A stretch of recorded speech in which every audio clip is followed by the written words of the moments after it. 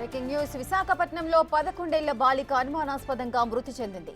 విజయనగరానికి చెందిన ఈదల పూర్ణచంద్రిక గత 20 రోజులుగా విచిత్రంగా ప్రవర్తిస్తున్నట్లు బాలిక తల్లి, అమ్మమ్మ గుర్తించారు. అమ్మాయికి దెయ్యం పట్టినట్టు అనుమానించారు. దీంతో ఎలాగైనా నయం కావాలని బాలిక తల్లి వరలక్ష్మి, అమ్మమ్మ సావిత్రి చర్చిల చుట్టూ తిరిగి ప్రార్థనలు చేయిస్తే అంతా సెట్ అవుతుందని అనుకున్నారు. ఇందులో భాగంగానే విశాఖలోని పలు చర్చిలకు తీసుకెళ్తున్నారు. దీంతో గురువారం జ్ఞానాపురంలోని సెయింట్ పీటర్స్ చర్చికి 2-3 సార్లు బాలికను తీసుకెళ్లారు. దీంతో ఫాదర్ కొన్ని పూజలు నిర్వహించారు. ఇక్కడ పూజలు చేశాం, కొత్త వలసలో చర్చికి తీసుకెళ్లాలని సూచించారు. చెప్పండి.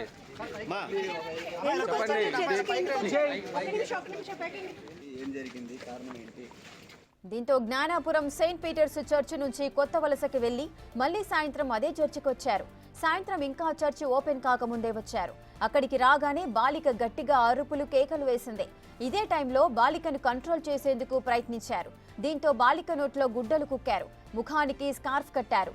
అయితే ఇదే టైంలో ఆ చిన్నారి ఊపిరాడక చనిపోయినట్లు అనుమానిస్తున్నారు. చనిపోయిన తర్వాత చర్చి లోపలికి తీసుకెళ్లారు.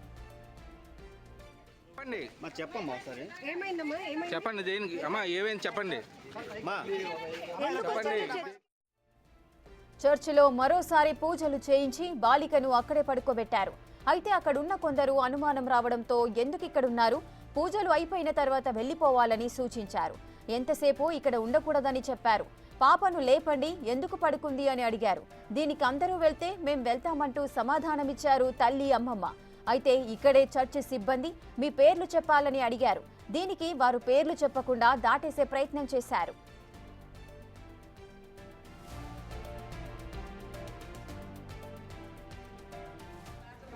అయిపోయింది కదా చర్చ్, మరి ఇలాగ ఉండకూడదు. ఆవిడెవరు, ఆవిడెవరమ్మా?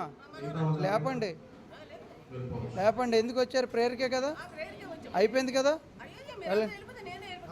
వెళ్ళిపోతున్నారు ఆల్రెడీ.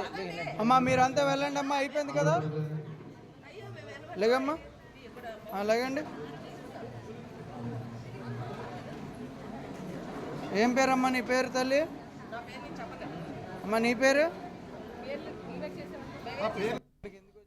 అయితే పాప ఎంతకు లేవకపోవడంతో ముఖం మీద నీళ్లు కొట్టాలంటూ చర్చి సిబ్బంది సూచించారు. దీంతో అప్పుడే తల్లి, అమ్మమ్మ చిన్నారి ముఖం మీద నుంచి స్కార్ఫ్ తీసేశారు. అయితే ఇక్కడ బాలిక తల్లి వరలక్ష్మి, అమ్మమ్మ సావిత్రి ప్రవర్తన చాలా తేడాగా కనిపిస్తున్నట్లు వీడియోలో కనిపించింది. సిబ్బంది అడిగినా ఏ ప్రశ్నలు వాళ్ళు సరిగా సమాధానం చెప్పలేకపోయారు. ఇక్కడే వీరిద్దరికి ముందే చిన్నారి చనిపోయినట్లు తెలిసిందా? ముఖానికి స్కార్ఫ్, నోట్లో గుడ్డలు కుక్కడంతోనే చనిపోయిందని ముందే గ్రహించారా? అన్నీ తెలిసే మళ్లీ చర్చి లోపలికి తీసుకెళ్లారా అని అనుమానాలు క్రియేట్ అవుతున్నాయి. ఆ పాప చూస్తే ఆరోగ్యంగా ఉన్నట్టు తెలగ్గా యాక్టివ్గా తెలియదు. అందులో ఆ పిల్లని చాలా ముద్దుగా చూసుకుంటారు. ఆ పాపను కూడా వాళ్ళ తల్లి, మా అమ్మ, వాళ్ళ అమ్మ, నాన్న చాలా ముద్దుగా చూసుకుంటారు. మరి ఏమైందో తెలియదు. వాళ్ళ వ్యాపారం అయితే బ్రాందీ షాప్ దగ్గరే ఈ ఈ ఈ గాయలు, వాటర్ ప్యాకెట్లు ఇవి అమ్ముకొని జీవనం సాగించారు. వాళ్ళ ఆయన ఛానల్ నుంచి ఖాళీగా ఉన్నాడు. ఇద్దరు కలిసి షాప్కి వెళ్ళారు. ఈ మధ్యనే వాళ్ళిద్దరు నప్పడం లేదు, వేరువేరుగా ఉంటున్నారా అంటున్నారు ఈ మధ్య. వాళ్ళ తల్లిది మాత్రం ఇక్కడ షాప్ పెట్టుకుని, వైన్ షాప్ దగ్గర ఆ గారెలు, బజ్జీలు లాంటివి వేసుకుని అమ్మేది అనమాట. వైన్, వాటర్ ప్యాకెట్లు గట్రా అమ్ముకొని జీవనోపాధి చేసేవారు. బాగానే ఉండేవారు. అలా ఆయన మాత్రం మరి ఎక్కడ చేస్తున్నారో మనకు తెలియదు, కానీ ప్రజెంట్ ఖాళీగా ఉండేవారు ఇక్కడ మనకు తెలియదు. పాప బాగానే ఉండేది అసలు. ఒక 11 సంవత్సరాల అమ్మాయి పేరు ఈదల పూర్ణచంద్రిక. అమ్మాయి వయసు 11 సంవత్సరాలు. 20 రోజులుగా అమ్మాయి సైకలాజికల్ డిజార్డర్తో బాధపడుతున్నందుకు గాను పిచ్చిగా మాట్లాడుతూ కొట్టడం అన్ని చేస్తుందని చెప్పి వాళ్ళ మదర్ చెప్తున్నారు. దానికోసం అని చెప్పి ప్రార్థించి చర్చికి తీసుకెళ్తే తగ్గుతుందనే ఉద్దేశంతో వాళ్ళు మన చర్చికి తీసుకురావడం జరిగింది.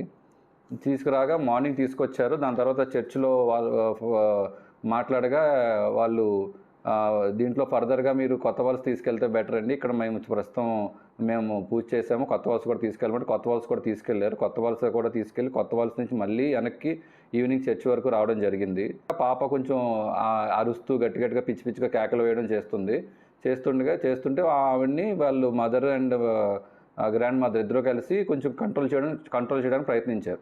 ఆ కంట్రోల్ చేయడం ప్రయత్నిస్తున్నప్పుడు ఆ పాప ఆ గ్రాండ్ మదర్ యొక్క చేయి కరవడం, అలాగే వైలెంట్గా బిహేవ్ చేయడంతో ఆ అమ్మాయిని రిస్ట్రిక్ట్ చేద్దామని చెప్పి స్కార్ఫ్ అది కూడా కొంచెం ముఖానికి కట్టడం జరిగింది. కట్టి ఆ అమ్మాయిని పడుకోబెట్టారు అమ్మాయిని.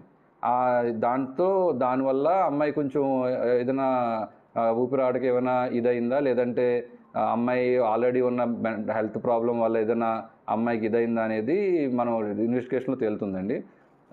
సో దీని మీద వాళ్ళ ఫాదర్కి మదర్కి కూడా మ్యారిటల్ డిస్ప్యూట్స్ ఉన్నాయి. 4 సంవత్సరాలుగా విడివిడిగా ఉంటున్నారు.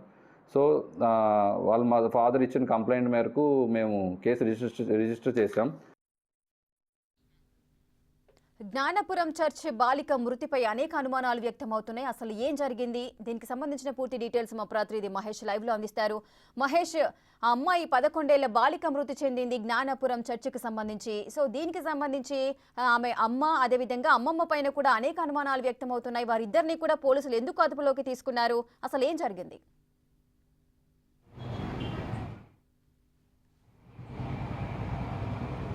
బాలిక చనిపోయిన తర్వాత ఆ తల్లిదండ్రులు ఆ అమ్మని వరలక్ష్మిని, అమ్మమ్మ సరస్వతిని కూడా పోలీసులు అదుపులోకి తీసుకున్నారు. ఎందుకంటే బాలిక దాదాపు 20 రోజుల నుంచి కూడా సైకలాజికల్ డిజార్డర్తో బాధపడుతుందని చెప్పి ఆ చర్చిలో ప్రార్థనలు చేశారు. 2-3 చర్చిలు మారిన తర్వాత కూడా ఎటువంటి ఫలితం రాకపోతే జ్ఞానాపురం చర్చికి మళ్ళీ తీసుకొచ్చారు.